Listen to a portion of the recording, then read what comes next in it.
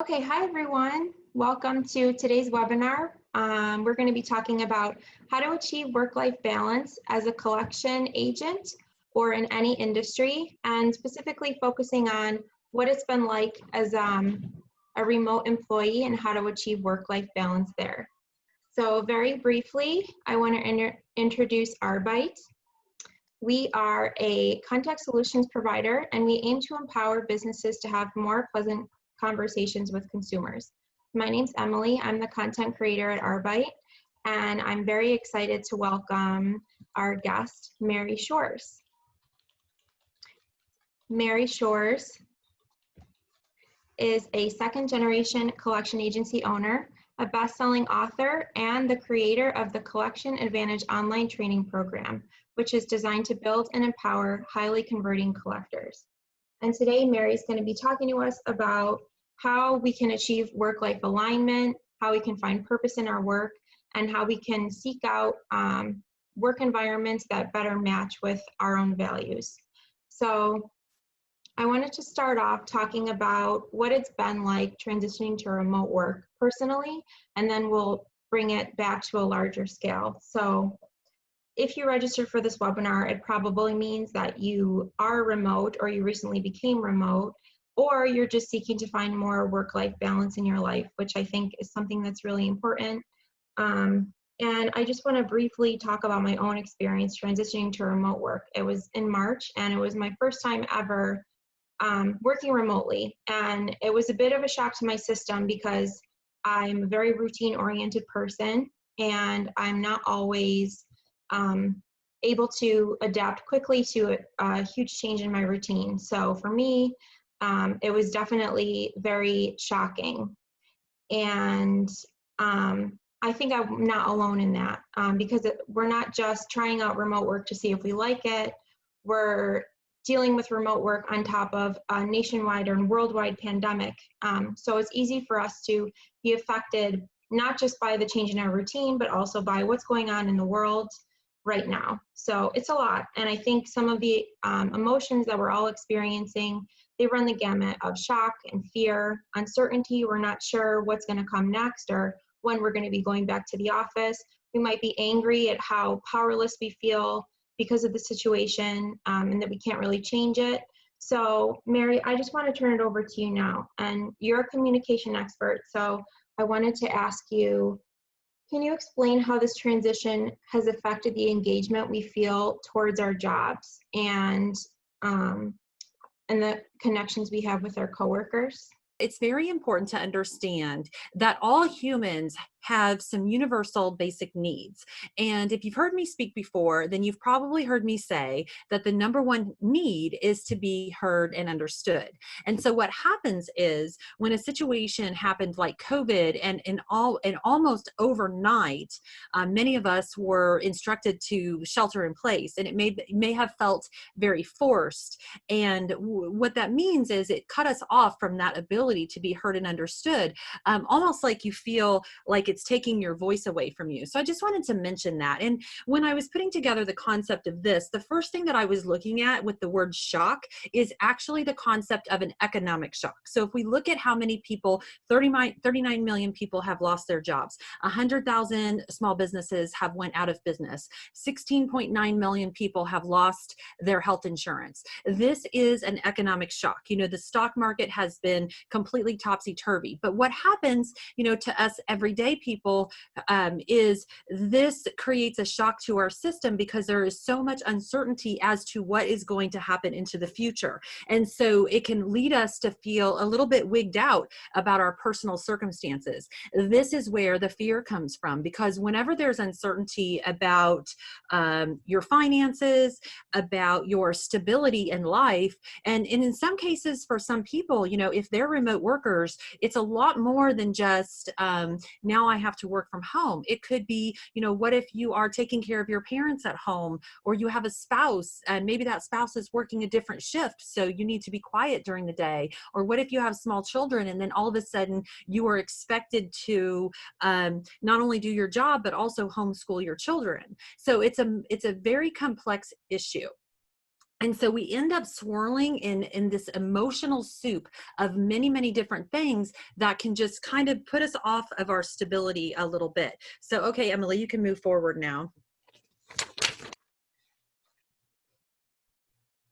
So I think that one of the effects of the entire, everything that's going on, and it's not just the virus anymore, it's also the civil unrest, is that all of our internal issues, whatever they may be, like we all have issues that could be elusive to us because it could be something that's happened in our early childhood. And so what I would suggest here is that the isolation is beginning to take its mental effects. And what that could look like is just turning up the volume on your internal issues. Or maybe you've noticed this with your friends or your family. I would certainly say that collectively, as like the United States, as a huge community, that we can see that our internal issues have, the volume has been turned up for that. So maybe there's some things that are bothering you on the inside that you haven't expressed. Like, for example, maybe there's some things about your relationship with your boss or one of your coworkers, or maybe you don't quite understand the scope of work. So anything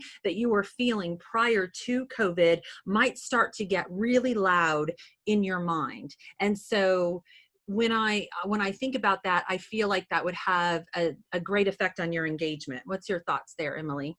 Yeah, I totally agree. I think that if there is anything under the surface that maybe we've been ignoring or putting to the side because we're all at home much more than we were in the past, and we don't really have the ability to take our minds off what's going on inside them, it's a lot easier for us to begin to focus on those things and marinate on them. So do you have any advice for how we might kind of begin to address those things? So I think that what could be very important, you can move to that other slide. So we've got somebody waiting to get in too. I'm going to go ahead and admit them. So I definitely think establishing a routine for yourself and really taking this as an opportunity to up your communication game. We're not necessarily picking up the phone and answering the phone as much, but we have this opportunity to pause with our written communication and make sure that we're saying exactly what we want to say. I know for me, I started naturally shifting to working at like 5 or 6 in the morning and then working all the way to 7 or 8 o'clock at night because I would just get so engrossed into my work. But I think that, and I've listened to a lot of experts talk about the same thing, that the more normalcy, the more structure that you can bring to your life right now. And of course, we've all heard this before, just starts with establishing a routine. So if you used to eat oatmeal for breakfast every day, eat oatmeal for breakfast every day. If you used to go to your favorite coffee shop, then make yourself coffee at that same time. Do things in your work area to help you have focus. So for example, I actually moved my office from the office in my house to my back porch, believe it or not, because what I noticed is with my kids being home all day, it was almost impossible for me to work with that office being right next to the kitchen. And then communicating with your team, especially like if you're in a position of leadership, getting ahead of and being able to anticipate the needs of your team is something that I have found is greatly appreciated, because especially in the beginning of this, nobody really had any answers as to what was going to happen in the future, but it was an opportunity to build trust. And the way you start to build trust is to get ahead of those necessary communications that are needed and making sure that you're talking in terms of solutions. Absolutely. And I think that for me, being a routine-oriented person, trying to establish those routines, even at home, whether it's just closing my laptop or going for a walk at the end of the day, just to signify that my workday is over, helps a lot. And then Of going for a walk at the end of the day. I mean, not only does that help you get some movement in, because I don't know about anybody else, but I have not been moving my body near as much as I did before. So I think that, when we talk about cleanse and clog coming up here in a few minutes, that's what I would call a double cleanse, because, it's got two potential good opportunities to benefit your life there. Good one. I love that one. thank you. Absolutely. And yeah, and then the communication part of it is really important as well, obviously. But I think even though, I mean, as much as we try and integrate these practices into our lives, sometimes it's still hard to find work-life balance for a lot of people. And what I want to get into now is why this might not even have to do with the fact that we're remote, but it might have to do with just the general idea of how we see our work. So what I want to share next is the statistic that Mary shared with me, and it's that 47% of employees are considering a career change. And I don't think this is new to the pandemic. I think it's just something that maybe some people have fallen into careers and they don't know how they got there, or they just needed a job and so they took one. So Mary, can you share your thoughts on this statistic and why you think it's important for this conversation we're having? Yeah, absolutely. So I would start by saying that actually the statistic is specific to COVID. So maybe those people were feeling that way before, but the first part of it was employees seem to be, according to a survey taken by Express Personnel, it was establishing that if someone was not happy with their employer's response to COVID, so if there was something that the employer was doing that made them feel unsafe, or many employees might feel like their employer did something that was unfair to them or to their coworkers. And so because of that, I really feel like people are reevaluating. So that was the first thing. Another thing is that people are having to reevaluate because of their childcare situation. And the last part of that is people evaluating because maybe the job that they're currently in is not providing the meaning that it once did for them, or perhaps the meaning that they expected it to. So, one of the things with this is that people are really going to be, as we look to the future, people are really going to look to be working for companies that are humanitarian plus companies. What I mean by that is that they are working for companies that are doing something to evolve the human race forward. So either because they're doing something to make our world and our community a better place, but I think that what is going to be very unattractive is working for a company that is harming human consciousness evolution, if you know what I mean by that. So people don't want to work for companies that are having a huge carbon footprint, or perhaps out of integrity with their own morals and values. So it's just very important. And I think that that goes into play as people are reevaluating perhaps where they're working right now. Absolutely. Yeah.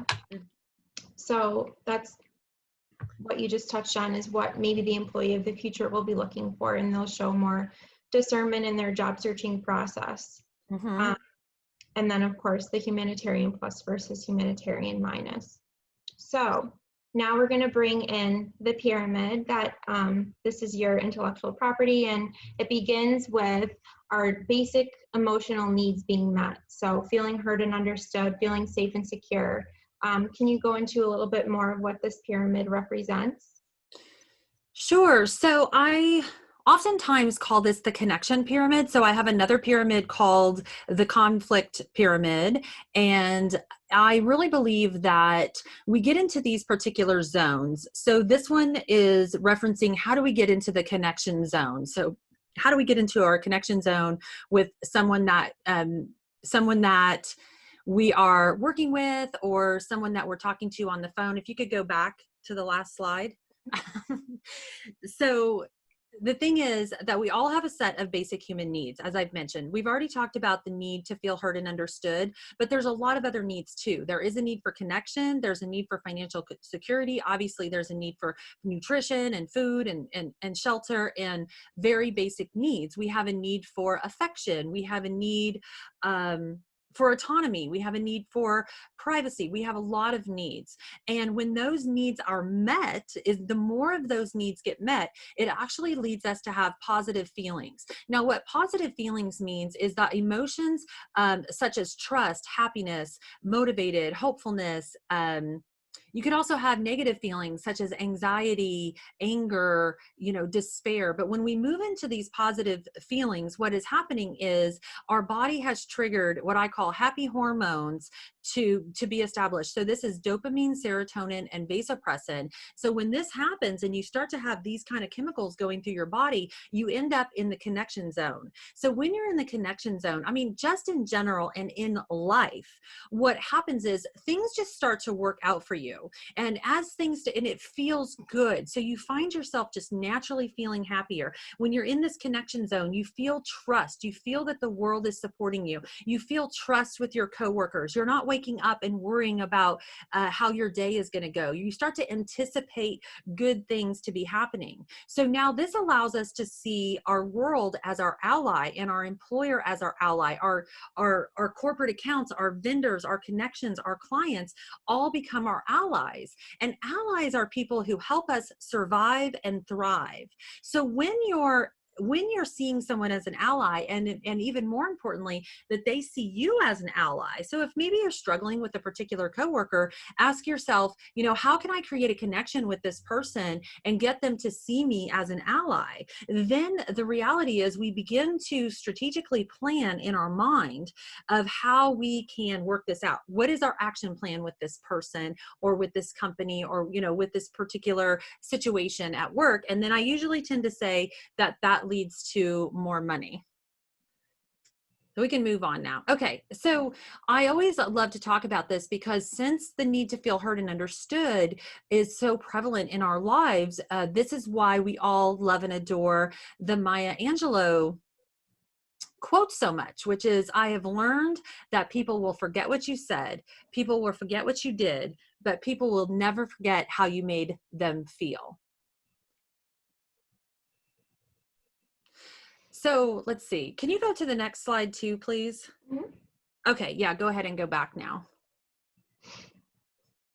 So one of the things that whenever I'm asked to speak about balance, one of the things that I like to preference that is that there is this perception that people might have that balance means like two sides of a scale. So if you could kind of picture a scale, and what we think of that with balance is that we've got 50% in this part of the scale and we've got 50% on this part of the scale, so that the right side and the left side are balanced. And the reality is that that's a little bit of BS because life doesn't work out that way. And I think that we're being sold on this perception that in order to have the perfect life or in order to have this lifestyle that we have to have this work-life balance. And so what I would like to explain to all of you about that is that true life balance comes when your work and your job is in alignment with you as a person and who you are. So as you sort of get wiser and you begin to mature, when you step into that authentic person of who you are meant to be, that highest potential person that you could reach. What you want to think about here is, and this is a concept that I wrote about right at the beginning of Conscious Communications, is that think of what you want someday. So as you kind of create that vision of what your best possible self could turn into, if I had my dreams come true, what would that be? Okay, and put that at the top of a mountain. And then if every step you're taking through life, think of it like this. Every step you're taking, when you take a step in a new direction, it's either getting closer to the top of that mountain or further away. And so one of the ways that you can really use your career to support life balance is because, believe it or not, productivity, reaching your dreams, doing something that's one step in the right direction of achieving the life of your dreams is something that will make you feel happy. And when you feel happy, when you feel satisfied, when you feel that your work and your life have meaning, you will automatically feel balanced. Does that make sense, Emily? Yeah, it does. It And does. so I'm saying all this because to set up that as we move into the next slide, as we're talking about, this is one of my very favorite concepts, is about how do we get there? Okay, it's like, okay, great, Mary, I want to reach the top of that mountain because that sounds like a cool achievement to me. So how do we get there? And I think it starts with depending on what everyone, has personal beliefs about. But I think we're living in a time and an age that some of us believe or have faith in a concept that ultimate or unlimited possibilities are available to each one of us. And I certainly think that we live in a country of the American dream. And even though things are really, off kilter right now, the truth is that we live in the greatest country on earth. And because of that, you can be born the poorest person in this country and you can create a massive amount of wealth if that's your thing. There's all kinds. If you want to be a yoga instructor and travel the world going to different retreat centers, you can do that too. So as you construct that life for yourself that you want to have, and as you are thinking about the steps that it's going to take you to get there, an easy way that I have come up with to help you realize that it's the choices you make in life, that create all of your reality. So this is really important to understand this concept. The choices you make will shape your life forever. So that is a quote from one of my favorite movies called A Bronx Tale. So all you have to do is this 2-second check-in. So it's a 2-second check-in, which is about cleanse or clog. So look at it like this. If I do this thing, will it cleanse me or will it clog me? So let's just say I'm on a diet or a wellness plan and I have some health goals. And then I want to ask myself, will eating this piece of food, will that cleanse me or clog me? So Emily, I'll just ask you, if that's my goal and I eat a Snickers bar, will that cleanse or clog? That would clog. That would clog. Very good. And then what if I eat an apple? Of course, it's organic and it doesn't have any pesticides and it's non-GMO. That would cleanse.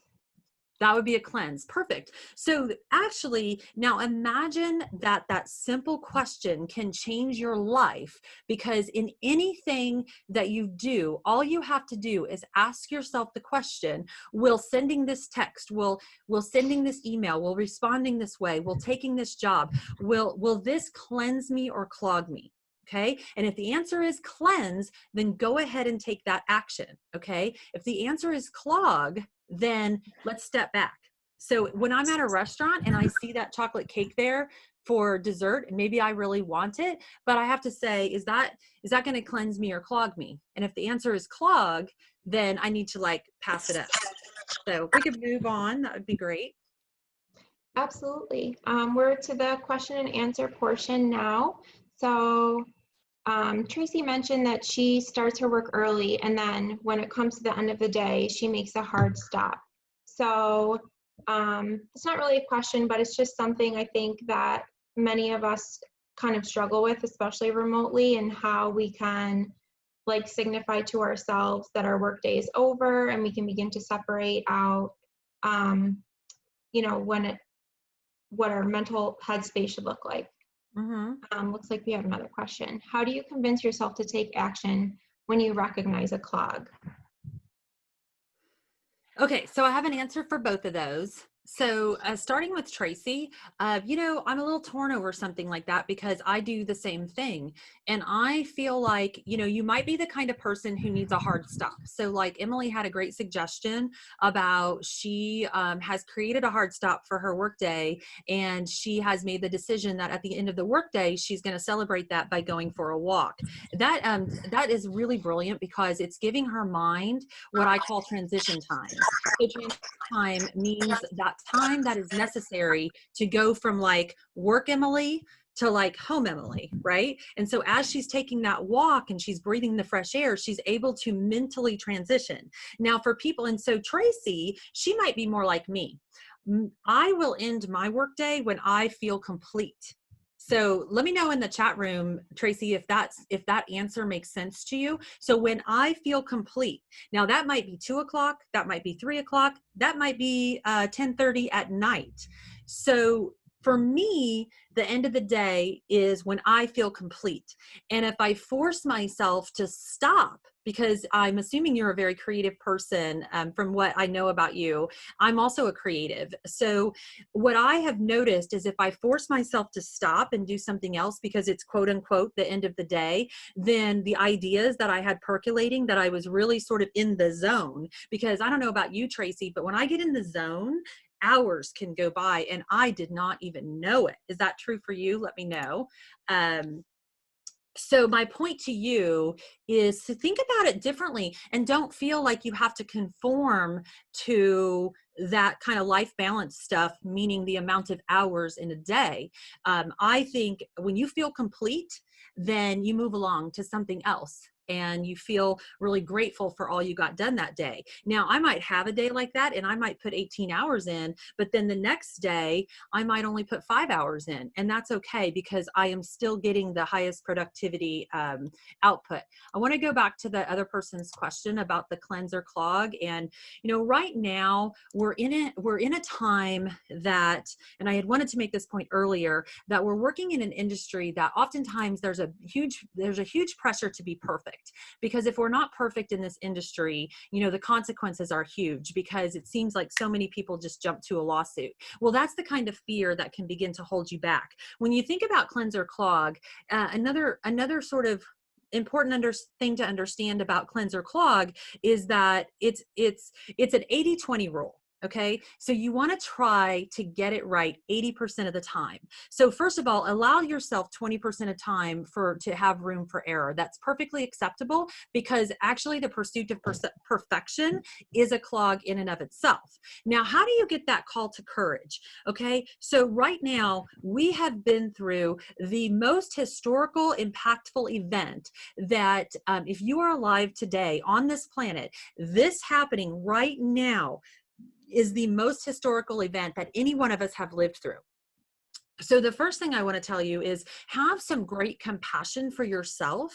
Have some great compassion for yourself and understand that now is a time to be vulnerable. And I have so much more to say about this. So whoever asked this question, I definitely invite you to check out my book, Conscious Communications, your step-by-step guide to harnessing the power of your words to change your mind, your choices in your life, because there's just so many answers to those types of questions. And it really breaks down to getting your thoughts, your words, your actions, and your choices in alignment. And when I say alignment, I mean all moving in the direction of the goal that you want to achieve. So hopefully that makes sense. If not, please reach out to me on LinkedIn or email me, Mary@Mary Shores, and I'm happy to elaborate further.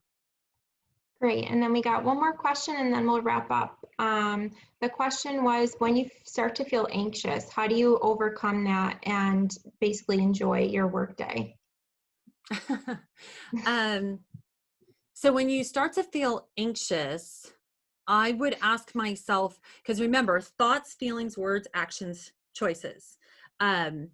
I would start to ask myself, where did this thought come from? So for example, there's usually a trigger point. So 2 days ago, I got an email. It was like, I just woke up in the morning and I opened my email on my phone and I saw an email of something like kind of insignificant, but you know what that email did was it triggered something that is an elusive fear that I have. So personally, I have identified that I've got a fear of abandonment.